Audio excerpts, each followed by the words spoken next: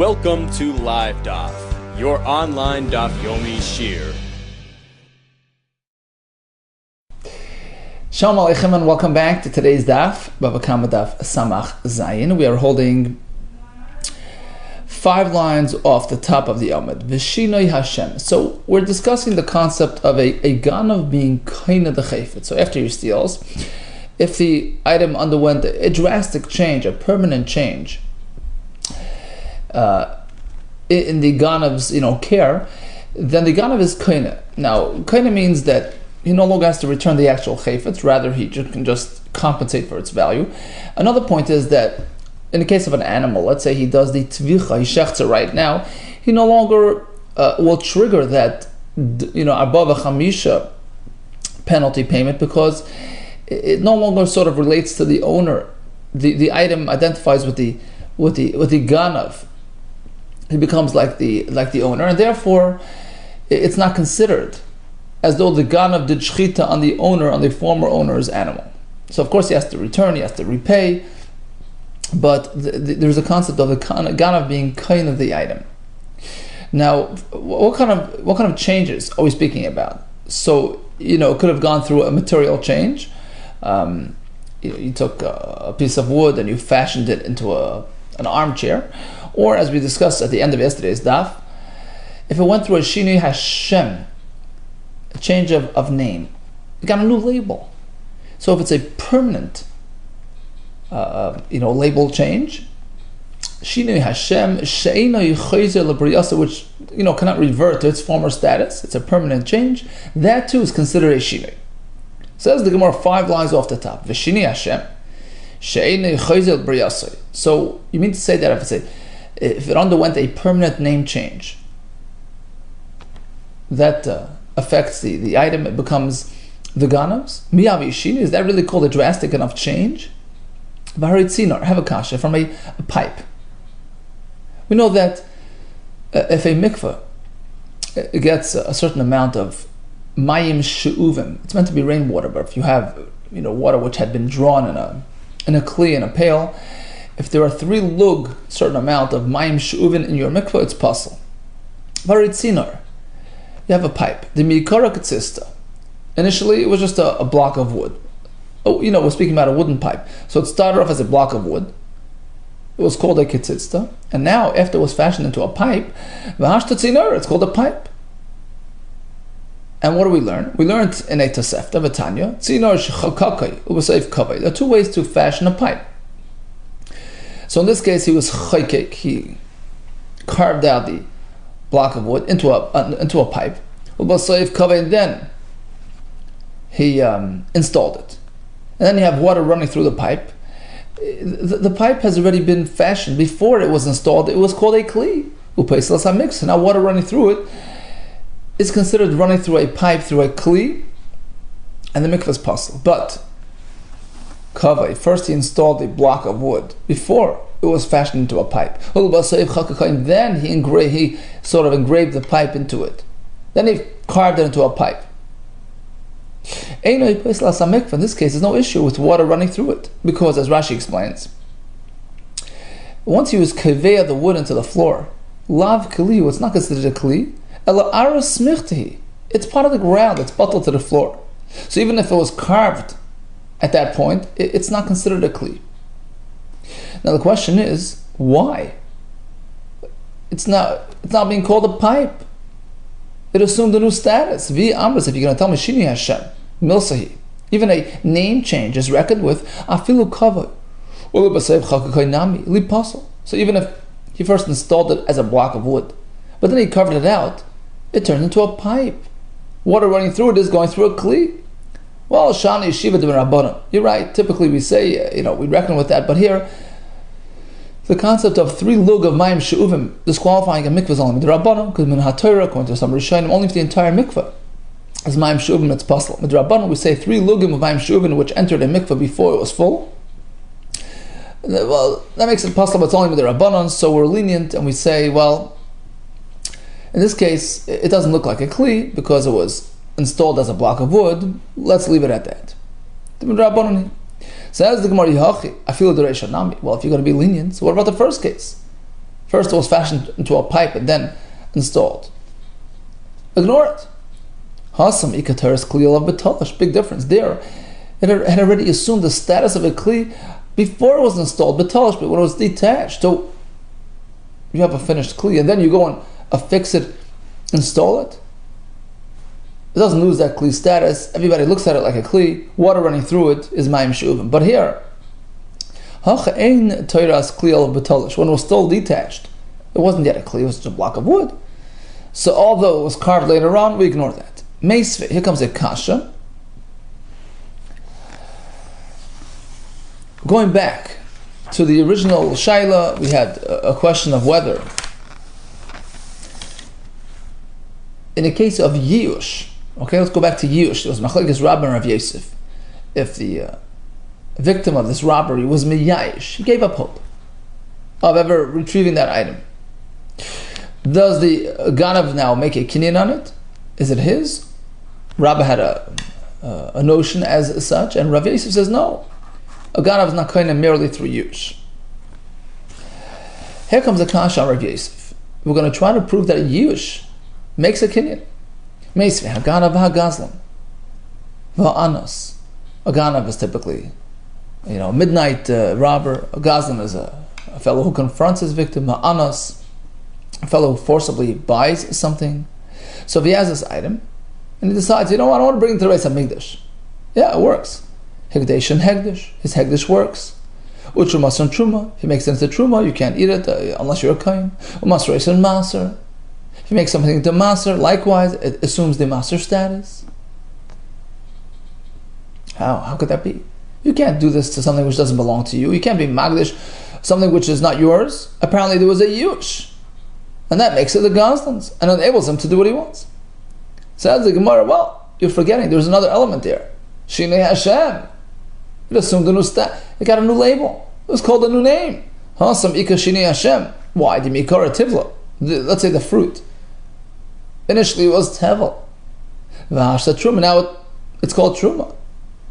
By Hegdish. Same idea. Mikara Chulin, Mashta Hegdish. It was first called Chulin, now it's called Hegdish. And the Rishonim explain. The Masa Hegdish, the act of making it Truma, the act of making it Hegdish, sort of, works simultaneously. That change, that name change, creates that transformation.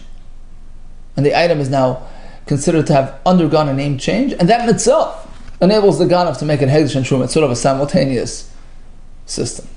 Rav Chisda. Let's go back to basics. Shini Masa, you actually change the physical properties of the item. That certainly is kaina. How do we know that? Rav Chisda, Rav Yenasa Minayin. L'shinoi shel kaina. What about a Shini Masa? How do we know it works? Shenamar v'heishav v'sagzela. Return the stolen item. Why does the pasuk add Mata Malayma Asher Gazal, the item that he stole? Obviously, he stole to teach us Im Ke'ein Shegazal. If the item still resembles that same old, if it looks the same, Yachzer, he must return the actual item. V'im la, but otherwise, if there was a shinui, a visible shinui in the item, damim ba'alma bo'yishlumi, just return, money, just compensate. Don't actually return. You don't have to return the item. Well, this pasuk is needed for something else and not available for this. Hayash or gazal, these two words, you buy this, you need it for something else. Ute to exclude gazel aviv. She'enim ma'isiv chaimish. Al gazel aviv. Let's say a father stole and he swore falsely, and the son comes and says, I admit, my father.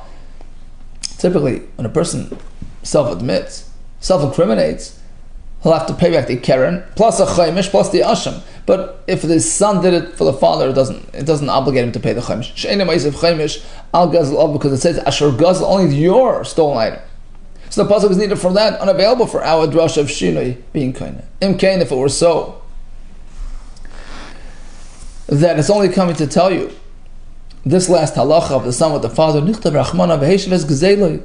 Pasuk could simply say, return your stolen item, yours, not your father's.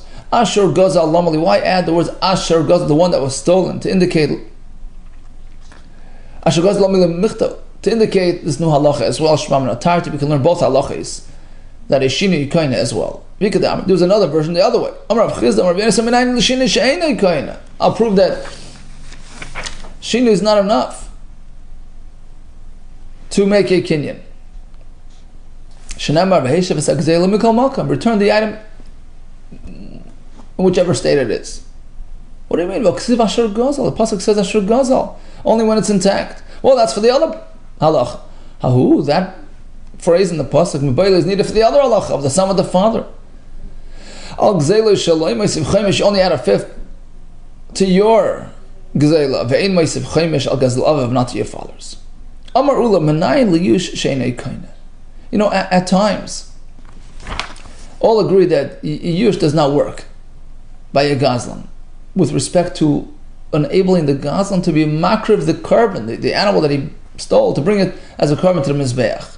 All agree to that. How do we know that? So even if it was yush, the ganav can't bring it as a carbon. You can bring something stolen as a carbon, something limping, something sick. So the pasuk lists gazel dumi de beseach. Stolen item is comparable to a limping animal, which is a permanent state. Ma beseach lesetakanta klal. You can't fix that. You can't fix the animal that's limping. Af gazel lesetakanta. Likewise, a stolen item, a stolen animal. There's no way to bring it as a carbon. Lo yishno lefnei yush, lo yishno lachar yush, whether it's before or after yush. Rav Amar Mihacha, I have another source that a stolen animal cannot be brought as a carbon. So although we spoke before about hegdesh and hegdesh, so Rashi was careful. Rashi says the point of making it hegdesh was not to bring it as a carbon. V'asar lehanais. You can't enjoy. Somebody can't have enough from it. It's hegdesh property. But here we learn a new point. You can't bring it as a carbon. And Rabbi brings another raya, Mehacha. Rav Amar Mihacha karbanoi. The pasuk says you bring your carbon, yours. It belongs to you, but not stolen. Now, Amos, what's going on? When? At what point are we speaking? That he took an animal and he tried to bring it as a carbon before Yush. Pshita, of course he can't. Lama the crow without a pasuk, you would know that as well. It's not yours. Elalav lachar Yush. Apparently, the owner was already miyash. Shmamino, we learn from here, Yush, Laikani Yush does not enable the ganav to make it as a carbon. Shmamino. Asks the Gemara, 1 second. How is this Rava consistent with the other Rava that we had a couple of days ago? For Rav Yehuda Amar the Gusel carbon the Chavrei. Rav had a different shot. A couple of days ago he said, well, this pasuk is speaking that he actually stole a behemoth which was already designated as a carbon by its owner. That's why it doesn't work. But today Rav is telling us, well, we're speaking that he stole an animal which is not yet a carbon. He's trying to make it into a carbon. Ibai Yisema says the Gemara Hadavei. Rav changed his mind and is now learning that the pasuk speaking that he stole a behemoth which was a non-carbon, a chulin, and he, the ganav, decided to make it a carbon. Another way to answer is chad minayu rapapa amra. One of these, either here or the other day, was rapapa, the Talmud of Rava. Well, it wasn't Rava himself. Now Mishnah says that in contrast to the double payment, the kefil payment, which applies to any stolen item, but Bava Kamma, the 4 or 5 payment, only applies to a service, to an ox or a sheep. Why are we limiting it to these 2 animals? Nelef, Shur, Shabbos. What happened to that Gzerah Shava? Remember the other day we had a Gzerah Shava. We connect the word Shur here to the word Shur by Shabbos. And we say, just like by Shabbos. All animals have to rest. Likewise over here, when it comes to Bava Kamma, should apply to all. Behemoth Chay isn't even foul. Amar Ravano. We have a special pasuk. Amar Krosh Shoyraseh. Our pasuk. Ki Yignav Ish, a person steals Shoyraseh. Utvachem Becharei.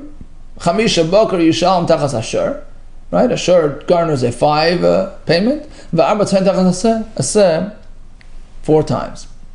So the pasuk stipulates only a Shoyraseh. Shoyraseh Shnei Pamim. And the pasuk mentioned Shervaseh once in the beginning of the pasuk, once at the end. That repetition tells you it's limited to Shervaseh in only these 2 animals, but nothing else. Amri, so the question was, Hai miyater. You're working with the notion that there's an extra expression. So the duplication limits it. Which one's extra? Which one's unneeded?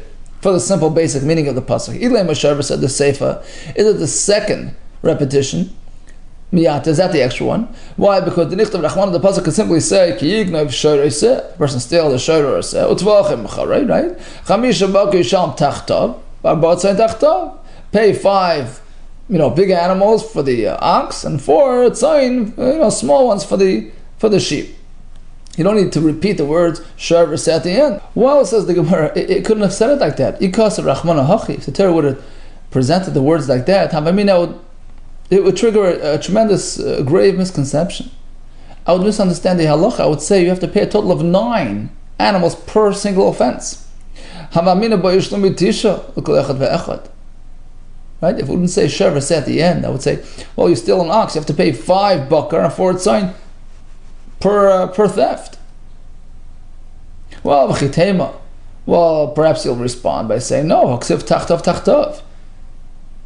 Well, you can't suggest 9 because it would say chamisha bakar yisham tachtav v'arba tzayin tachtav. Tachtav means in exchange for that one animal that you stole. So it's 5 for the one animal that you stole, or 4 for the one animal that you stole. It's never 9. Well, it says the Gemara, chan tachtav v'yater. It's true. 1 tachtav here is actually extra, would be extra, but it's needed for a different pasuk, for a different drasha, for a different halacha. Right? So you're working with the fact that the word tachtav mentioned twice, which indicates that it's 5 tachtav and 4 tachtav. No. One of these tachtavs is needed for a different drasha and cannot serve this purpose here. It's for something else, the sanya.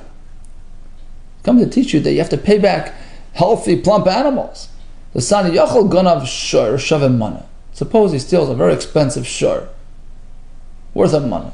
Yisham tachtav. Negidin. Perhaps he can come back and pay, 5, undernourished, animals. No, tamulayim tachtav. That's what the pasuk says tachtav to tell you. No, it has to be of the same value. Tachas, right? Tachas. It has to fill the void, fill the gap. It has to be replacement. So bottom line is that you're telling me that we don't need that second shar v'seh at the end of the pasuk, right? So it's extra to indicate that the halacha of Bava Kamma is limited to shar v'seh.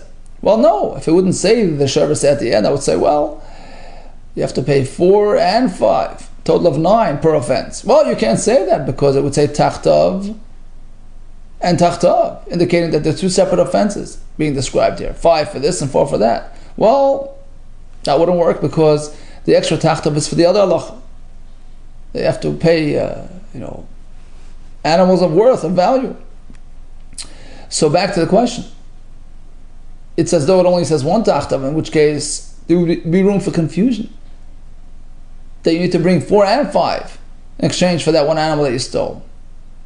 So bottom line, the last shar v'seh is not extra. We need it. That it's 5 for the shar and 4 for the seh, as opposed to 9 per offense. Ella shar v'seh the reisha miyuta. You're right. We need the shar v'seh at the end of the pasuk. But the shar v'seh at the beginning of the pasuk is extra. Why? The pasuk could say, Ki yignoiv ish, when a person steals, or tzvochin mecharei, he either does the shchita or he sells it. Chamisha bakar yisham tachas hashar. If it's a shar, you pay 5. V'arba tzayin tachas haseh. If it's a seh, you pay 4. Very simple, very clear. Well, because rachmana hachi. Problem is, if the Torah would say it like that, havamina, I would make another mistake. I would say ad the gun of trei v'tavachlu. You have to steal 2. You have to steal 2 animals and shech them. Right? You have to steal an ox and a sheep and shech them. Well, no, u'tvachai ksiv l'chad. It says tvachai singular. He only did shchita on 1. Well, no, perhaps I would say adagon of tarvayu umaz ben lu. Fine. When it comes to tvicha, 1 is enough. But when it comes to the mechira, you have to, in order to be liable, you have to steal 2 shar and aseh and sell them. No, you can't say that. Mechara ksiv. It says 1 was sold. Mechara ksiv l'chad, singular. Well, it says the word ve'ema. Havamina. Perhaps I would say ad the gun of trei v'tavachad umaz ben chad. Fine. He has to steal both and do tvicha on 1 and mechira on the other. You can't suggest I need to do both. Ay mechara ksiv. Ay means 1 or the other. Well, still, vakati havamina, I still would say ad the gun of tarvayu v'tavachad u'mashar. He has to steal both, do tvicha on 1 and leave the other one alone. Or alternatively, ay maz ben chad u'mashar, or sell 1 and leave the other one unsold. So bottom line is, we need the pasuk to explain, to stipulate exactly what's going on. That each one's a separate offense, unrelated to the other. Either he stole a shor and did tvich or mechir, or he stole a seh and did one or the other. So there's nothing extra. But, says the Gemara, there is something extra. We could rearrange the pasuk like this and avoid the repetition. And if there's repetition, apparently it's coming to teach us to limit the halacha to shor v'seh. Okay, let's see. Ella, says the Gemara, rather, the word shor, the seif at the end of the pasuk, and the word v'seh at the beginning of the pasuk, v'seh the reisha, miyata, those two are extra. So one from here, one from there. Why? Because the Torah could have gotten the message through just as well and clear without these two words. The Dichtav Rachman, the pasuk should say like this: Hignavish shor utvacha yemachar. A person steals a shor, does tvicha or mechira. Chamisha bakar yisham tachtav. Va'arba tzayin tachas haseh. He pays 5 for the bakar, which was either shechter or sold. And you should know, by the way, there's the same idea by this seh. Va'arba tzayin tachas haseh. So there you go. Everything is there. Everything is clear. You steal a shor and do tvicha or mechira. You steal a seh and do the same, you get this penalty. So bottom line is shor, the safe, the shor at the end of the pasuk. The said the reisha, and the said at the beginning. Lumberly, what's the point of mentioning them? Shema mina. Apparently it's coming to teach you the halacha that we're looking for, which is shor v'se'in. Bava Kamma only applies to these two animals. Midah achrei lo, but to nothing else. Okay, Bez Hashem will continue tomorrow. So we learned about the Shini Hashem, which is permanent, that makes a kinyan. We learned about Shini Mas, so we have a pasuk for that. We learned about the carbon, stolen carbon, which doesn't work. And Bava Kamma only applies to shor v'seh. All the best to you and Atzlacha Rabbah.